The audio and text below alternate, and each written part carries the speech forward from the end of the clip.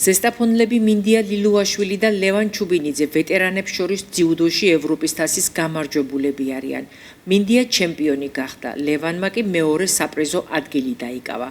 მნიშვნელოვანი ტურნირის წარმატებულმა მონაწილემ მინდია ლილუაშვილმა სპექტრთან დღეს პირველი კომენტარი გააკეთა და თქვა, რომ მანამდელი მიღწევები, რომელიც რამდენიმე მსოფლიო და ევროპული ტურნირის მთავარ ჯილდოებს აერთიანებს, იყო სერიოზული მოტივაცია მორიგი გამარჯვებისთვის.